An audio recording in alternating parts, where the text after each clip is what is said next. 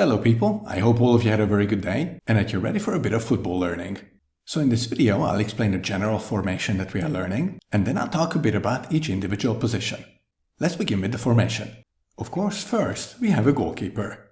Then in front of the goalkeeper we have the less defender, which we can also call the central defender. Then in front of the less defender but still behind the midfield, we have the holding midfielder. Then we have the two wings, so the right wing, approximately here, and the left wing, somewhere here. Then we have the central midfielder, and then finally our striker. Now each player needs to take part both in defending and attacking. However, some positions are more attacking and some are more defensive. So in the rest of the video I will go through the positions one by one, and for each position I will highlight two things. First, the general area that the player should cover on the field. What this general area means is that about 95% of the time, the given player should be playing in this general area. Of course, there might be a few exceptions when the player needs to leave this area, but for most of the game this should not happen. The second thing I will talk about for each position is the approximate percentage for that player on attack and on defense. Again, these percentages will be estimations, but they will show you that, for example, the less defender will mostly be involved in defending, while the striker's main job, obviously, is mostly to attack. So let's begin with the goalkeeper. The general playing area of the goalkeeper is approximately this region.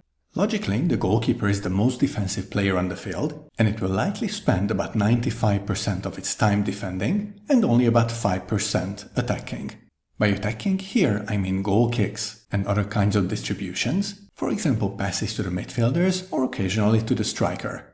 Our next position is the less defender. The general area for the less defender is approximately this region.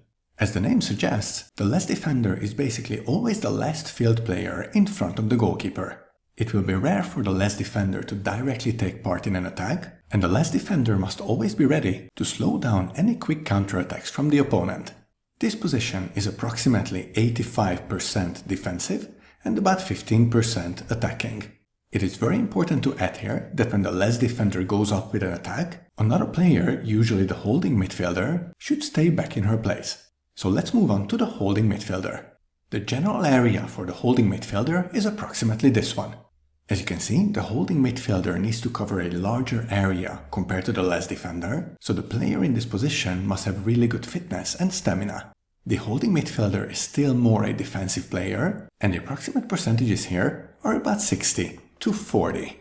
So you can think about the holding midfielder as a defender that has a lot more freedom to go up with the attack, but then also needs to back quickly when we lose the ball. In other words, when we are defending, the holding midfielder is a defender, and when we are attacking, this player basically becomes a midfielder. Next, we'll look at the wings. The general playing area for the left wing is here, and for the right wing it is here. You can basically imagine the field divided into thirds horizontally, and then the wings basically play up and down the line in their own third of the field. I'd probably say that the wings need to be in the best shape of all players, because their job is to run up and down the field along the lines. The wings need to take part in defending just as much as in attacking, so the defense to attack percentages here are 50 to 50%. Let's move on to the central midfielder. Here is the general area for the central midfielder. So the central midfielder basically plays between the two penalty boxes, and it's sometimes also called a box-to-box midfielder. The central midfielder is a bit more of an attacking player than a defensive player, and the percentages here are about 60 to 40. Put differently, when we are defending, the central midfielder needs to come back and play in the midfield, but when we are attacking, this player almost becomes a second striker. Finally, let's look at the striker. The general area for the striker is approximately this one. This is the only position that almost doesn't have any defensive responsibilities and only needs to come back when the less defender from the other team comes up to attack, or when the other team has a free kick close to our goal, because then the striker needs to be part of our wall. Notice though that the striker needs to play the whole width of the field and at times receive passes or pick up balls near the sidelines, so here or here. The striker is about a 10% defensive and a 90% attacking position. Thanks for watching. Please start learning about these positions, especially the ones that you usually play, and feel free to ask us, coaches, any questions if you have some. And I will tell you how you can win an amazing prize. If you got this far in the video, just send me an email with the title Baby Jaguars by Wednesday the 12th of November 8 p.m. and your name will be entered into a raffle draw to win the amazing prize. Goodbye, and I hope to get an email from you very soon.